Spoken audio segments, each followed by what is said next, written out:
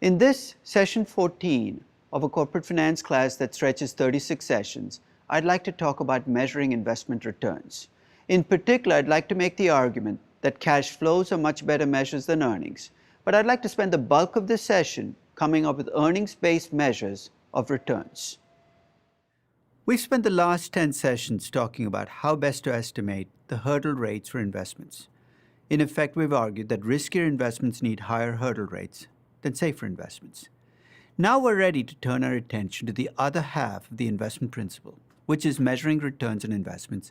And this is the first of 3 sessions we'll spend on how best to measure returns. So let's set the table. The returns on investments should be based upon cash flows as opposed to earnings, should reflect when these cash flows occur, and should have a time weighting attached to them. So effectively, we should have all these side benefits and side costs also built into them. So these 3 sessions are going to be about nailing those principles down so that we can move on to making good investment decisions. So let's start with the first of those questions. Why cash flows as opposed to accounting earnings? To understand the distinction between accounting earnings and cash flows, it's best to go back to 2 first principles that seem to govern how accounting thinks about the world. The first is the notion of accrual accounting. In accrual accounting, you record transactions as they happen, not when you're paying for them or not when you get paid. So if you sell something on December 31st of a year, you have to show the revenues that year, even though you might not have been paid yet. And you have to record all costs associated with delivering those revenues, even if you haven't paid for them yet. There's a much more honest way of doing accounting. It's cash accounting. But if you're a large company or even a large private business, you have to use accrual accounting. The second big principle that governs accounting is the breakdown of expenses into operating expenses, i.e. expenses designed to create a benefit only in the current year. Rent, labor, material might be good examples. Capital expenditures, which are expenditures designed to create benefits over many years, and financial expenditures, which are expenses associated with the use of debt. Each has its place. Operating expenses show up in the income statement right below the revenue line item. Capital expenses get depreciated or amortized over the life of the investment, and financial investments or expenses show up below the operating income line to get to net income. So accrual accounting and this distinction of expenses between operating capital and financial expenses. Those are the reasons earnings are different from cash flows. In fact, if you show me the accounting earnings on a project or a business, and you want me to get to cash flows, there are only 3 adjustments I need to make. The first is I'm going to add back depreciation and amortization. Why am I doing that? They're accounting expenses. They lowered your earnings, but they're not cash expenses. Second, I'm going to subtract out capital expenditures because even though the accountant might tell me not to worry about them, I still have to pay for them. So if I buy land or build a building, I'm spending money. So I'm going to subtract out capital expenditures. The third and final adjustment I have to make is I have to subtract out the change in working capital. What I'm doing here is fixing my accrual accounting. Remember what I said, if you sell something on December 31st, even if you haven't been paid for it yet, you have to show revenues this year, right? Because you haven't been paid for it yet, on your balance sheet, you'll see accounts receivable. You haven't paid for something, you're going to see accounts payable. You have items you move across time, you have inventory. In other words, working capital is a residue of accrual accounting, and the putting in the change in working capital into the adjustment makes your accrual earnings into cash earnings. So in summary, add back depreciation and amortization, subtract out capital expenditures, subtract out change in working capital. You've gone from earnings to cash flows. Now step back. Can you have a company which reports billions of dollars in earnings and has negative cash flows? Absolutely. What kinds of companies will that happen in? Mostly companies where capital expenditures are large relative to depreciation. Therefore, young companies often will report negative cash flows even though they have positive earnings. Can the reverse happen? It's less likely, but it can happen too. You can have businesses that report negative earnings, partly because the business owner does not want to pay taxes, but still have positive cash flows. And what we're arguing for in finance is when the 2 numbers are different, earnings and cash flows, go with the cash flows. And here's why. You cannot spend earnings. You can try. Your accountant can tell you made a lot of money, but if you really can't spend that money, you can spend cash flows. So we use cash flows because cash flows measure something you can actually take away from the business. Second, we focus on incremental cash flows. What do I mean by incremental cash flows? You want cash flows that are the result of an investment, not cash flows that would be there anyway. For the moment, that's going to sound abstract, but I'll come back and give you a couple of examples to illustrate the difference. And finally, you want to time weight those cash flows. In other words, you weigh cash flows earlier more than cash flows later. So a good measure of return on an investment should be a time-weighted incremental cash flow return. Hold that thought, because I'm going to take you through a real investment, and you can measure different measures of return to see if they match up to this ideal measure of return. To illustrate the investment principle, I'm going to go back and look at a hypothetical project. It is a hypothetical project, but it's loosely based on a real project. It's a set of theme parks that Disney is planning to open in Rio. Let's call it Rio Disney. The first of these theme parks is going to be a Magic Kingdom. And you've all seen Magic Kingdoms, right? You usually have a princess castle in the foreground, and you, of course, have the happiest place on earth once you go through that castle. And every Disney theme park is built around a Magic Kingdom. The Magic Kingdom is going to take a year to build and be available for operations at the start of the second year. The second theme park is going to be a variant of Epcot. Basically, it's going to take 2 years to build, year 2 and year 3, and be open for operations at the start of the fourth year. Let me give you some facts about these theme parks, about how much they will cost. Disney has already spent $500 million on these theme parks. But this $500 million is money spent that you will not get back if you decide not to open these theme parks and you're Disney. So those are costs incurred in licensing, test marketing, etc. There's an extra $4.5 billion that Disney will have to spend to get these theme parks operating. $3 billion of that will be on Magic Kingdom, $2 billion right away, and $1 billion at the end of the end of the first year. And for Epcot, you're going to spend another $1.5 billion, $1 billion in year 2 and $500 million in year 3. So collectively, these theme parks will cost $5 billion, but $500 million of that money has already been spent. Now, in terms of making the projections for this theme park, think of the challenge you face if you're the analyst making these projections. The theme park doesn't exist yet. You're making up numbers, right? But in this case, you're not going to make up numbers out of nothing. You're going to look at what Disney already has on the ground. Disney already owns some theme parks, and you can see how they've developed over time. And that's basically how I estimated the accounting earnings in this theme park for the next 10 years. Notice first that there's no money spent in year 0. That's because these are earnings. There's a lot of money being spent in year 0, but those are capital expenditures. You don't see them as part of the accounting earnings statement. There are no revenues in year 1. Why? Because the theme parks are still being built, and there are no people coming into the theme park, but there are still costs. In fact, in year 1, you have expenses of $50 million, which creates a pre-tax operating loss of $50 million. Notice that I seem to have a negative tax in that year. You're saying, what's going on? Effectively, what I'm assuming is Disney is going to be able to take these losses on this theme park and claim it against profits elsewhere in the company and save itself about $18 million in taxes. If you did not have other businesses on which you were making profits, you'd have to carry these losses forward and use those losses against profits in future years. In this case, the after-tax operating loss, because I save $18 million in taxes elsewhere, is minus $32 million in year 1. And I do this every year for the next 10 years. As the theme parks kick in, here's what's going to happen. My revenues start building up. My Magic Kingdom starts generating revenues in year 2. My Epcot starts generating revenues in year 4. My resort properties, these are the hotels around the theme parks, start generating revenues as well.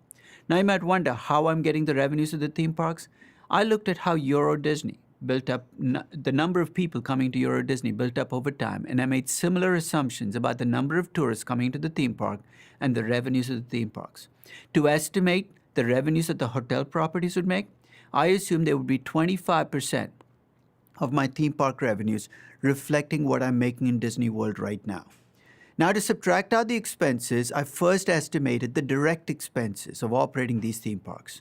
Those I assumed would follow the existing theme park pattern and be 60% of the revenues in my theme parks. And for the resort properties, I assumed they would be 75% of the revenues. Lots of estimates, I know, but they're based on the existing theme parks and how they're doing. I then subtract out 2 accounting expenses.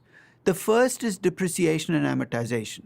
Remember those big capital expenditures you made in year 0, year 1, continue to make through year 3?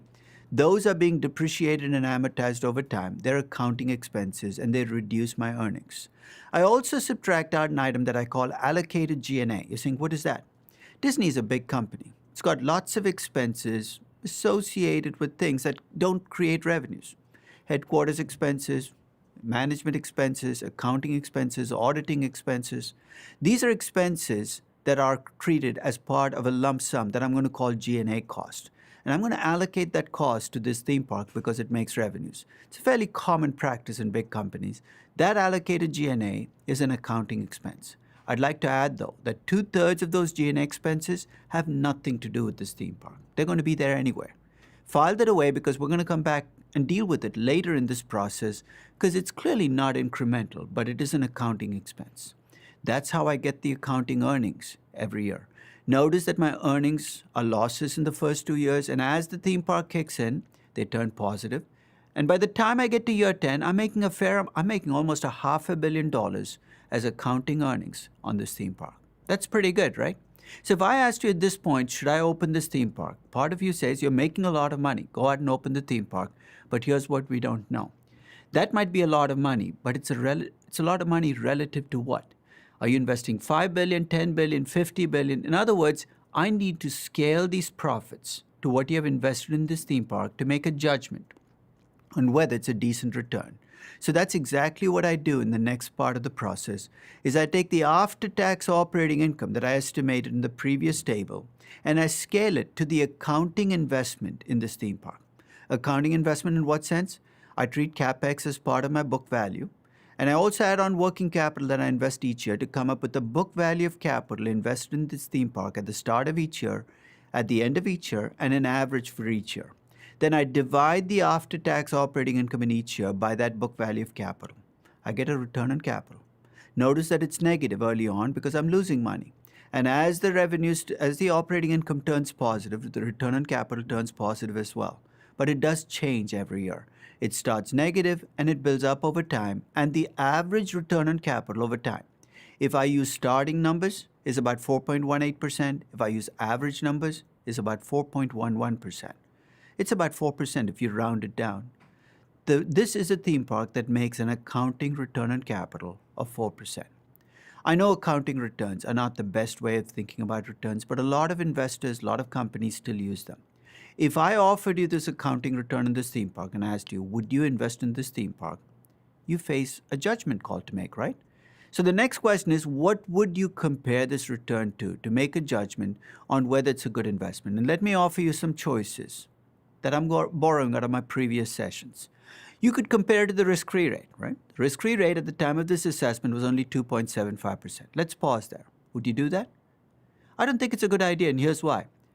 You can make 2.75% guaranteed. This investment makes 4%, but it's a risky investment. Doesn't strike me as a good measure of a hurdle rate to use for a risky investment. So let's cross off the risk-free rate as a choice. The next two choices are costs of equity for Disney as a company and Disney theme parks. Those look promising initially, but if you go back to the previous page and look at how we computed returns, we looked at operating income, not net income. We looked at invested capital, not book equity, and we computed return on capital, not return on equity.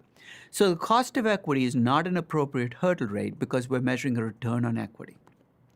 So cross those two choices off because they don't meet our test of being consistent, which brings us to the cost of capital. You can look at the cost of capital for the entire company, which is 7.81%, or the cost of capital for just the theme park business, which is 6.61%. Building on a proposition we introduced in the last session, the appropriate hurdle rate for a business should be based on the risk of the investment you're making, not the risk of the entity looking at the investment. In other words, the appropriate hurdle rate here should be the risk of being in the theme park business, not the risk of Disney as a company. So 6.61% looks like a good number to use as a hurdle rate, right? But there's one final catch. That existing hurdle rate for Disney theme parks reflects where those theme parks are right now. And right now, and by now I mean November of 2013, most of the money that Disney is making on its theme parks comes from the US. It comes from Euro Disney and Tokyo Disney. Hong Kong Disney is still a very small piece of the puzzle. So this cost of capital, 6.61%, reflects Disney's cost of capital for theme parks in developed markets. The theme park we're looking at is in Rio. Rio is a much riskier part of the world than Orlando, Anaheim, and Paris. You would assume that you'd want to add something to the 6.61%. In fact, generically, whenever you think about investing outside, when you're a company looking at investing outside your market, there are two risks you think about. One is the risk that comes from exchange rates, and that's always going to be there no matter where you invest, developed or emerging market. I'll be quite honest, if that were the only source of risk that Disney were facing, I wouldn't mind it very much. Why? Because my investors in Disney, and if you remember who the top investors in Disney were, they were institutional investors, can take care of exchange rate risk. Take care of it in what way? Well, they have investments in dozens of companies, some of which are helped by a stronger dollar, some of which are hurt by a stronger dollar. They can average out risk across the portfolio, and if they're still worried, they can hedge against risk. So if exchange rate risk were my only concern, I would say use the 6.61% and move on. So if this were Frankfurt Disney, and I was looking at a dollar cost of capital, I'd be looking at 6.61%. However, the risk I face in Brazil is an additional political risk. What's political risk? It's a risk that things can happen to my project, that I might not be able to take money out of the country easily, that there might be shocks to the system that are much more difficult for me to overcome, that I cannot hedge easily. That's the risk we try to bring in with a country risk premium. And we did talk about this in the context of hurdle rates. So I think it is prudent on the part of Disney, if they're looking at Rio Disney, to add an extra premium for the fact that this is a theme park in Rio. And here's how you can do it. Rather than use an equity risk premium for the US, why not use an equity risk premium that reflects the additional risk for Brazil? So I went back to the cost of equity computation that I had for Disney theme parks. The risk-free rate is still going to be in dollars. Why? Because I estimated all my numbers in US dollars. That was cheating because the earnings and cash flows on this theme park are going to be nominal reais, but I've chosen to do the estimates in US dollars, so I'm going to stick with a dollar risk-free rate. The beta that I'm going to use of 0.75 is the beta for being in the theme park business. That doesn't change because this is still a theme park investment. But the risk premium that I'm going to use, rather than being the equity risk premium for the US or the equity risk premium for Disney as a company, will be the equity risk premium for Brazil, which in November of 2013 was 8.5%. That pushes up my cost of equity, and it pushes up my cost of capital for this theme park from 6.61% to 8.46%. That, I think, is a much more reasonable hurdle rate to use for this investment, and now we're ready to look at the decision to make. If you trust the accounting returns in this theme park are about 4%. And if you trust the estimate of hurdle rate we've come up with, Disney needs to make about 8.5% on this Rio Disney theme park to break even. Doesn't look like a very good investment, right? Before you get ready to ink this project as a no, there's one final clarification I'd like to add. I used only 10 years of numbers to come up with my accounting return on capital. Why 10? There's no real good reason. I stopped at 10 perhaps because I was tired of estimating earnings or cash flows. And in this particular case, I think I'm being unfair to this theme park, stopping after year 10. The reason is very simple. Disney has existing theme parks that are a lot older than 10 years.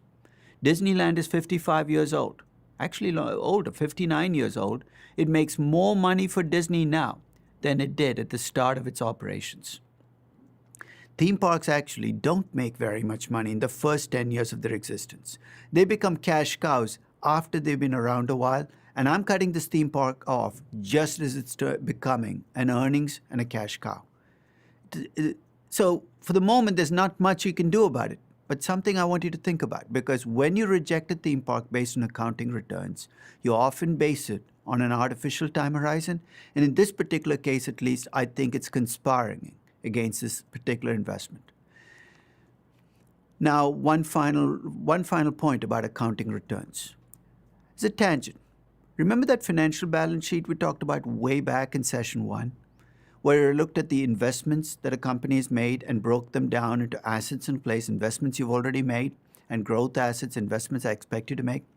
One question you might want to answer when you look at an existing company is, how good are your existing investments? And perhaps there is a way to answer those questions using this accounting return on capital. If I could compute a return on capital for the entire company, and I should be able to, right? Because I need an after-tax operating income. In the case of Disney, I should be able to estimate that. And I can estimate the invested capital in all their existing projects by taking the existing book value of equity, the existing book value of debt, and netting out cash. I come up with a return on capital for Disney of 12.61%. I know it's based on accounting numbers. I know it's based on book value, so it's a little dangerous. But to the degree that you trust that number, comparing it to the cost of capital yields a number, an excess return of 4.8%. So what does that tell me? To the extent that I trust these numbers, it looks like Disney is earning about 4.8% more than it should or more than it needs to on its existing investments. They're good investments. I can do that for all of my remaining companies. I can compute an accounting return on capital, net out the cost of capital, and come up with a measure of excess return. That's a rough measure of the quality of the company's existing investments. Couple of clarification points about why we use book value. One reason for using book value is you're trying to estimate what a company has invested in its existing projects. Market value doesn't do that trick. The second is it's a good idea to use a book value of invested capital from a year ago because you can't make money on investments you've just made. So these book values that you see represent book values of invested capital at the end of the prior year. So these are measures of return on capital and rough measures of the quality of existing investments. So when you hear people talk about return on invested capital and measuring the quality of investments, this is what they're talking about. It rests on an accounting return. It is a snapshot. So don't read too much into it, but it's a good thing to know when you look at a specific company. Incidentally, those excess returns, which are measured in percentage values, can be converted to a dollar value by multiplying by the book value of invested capital. When you do this, you come up with a measure of dollar economic surplus or economic value added. It's a hot concept in the 1990s, but all it does is it takes those excess percentage returns and converts them into excess dollar returns. The way you read this number is exactly the same way you read that percentage spread. You want a positive number. That means you're earning more than your cost of capital. And the larger this number, the more you're earning above the cost of capital. So when you do get a chance, take a look at your company. Compute the accounting return on capital in the company. And here's how you do it. Go to the income statement and get the operating income. Act like you pay taxes on that operating income. That becomes your numerator. Go to your balance sheet and go to the prior year. If you have a balance sheet for the prior year, look at the book value of debt, the book value of equity, and the cash you had. Come up with the book value of invested capital. Come up with a measure of return on capital. And if you've computed your cost of capital already, look at the spread you've earned. If you want to convert that spread into dollar value, go ahead and do it. This is your rough proxy for the quality of your company's existing investments. And as I said, don't read too much into it, but it's a good starting point for making that assessment. Thank you very much for listening.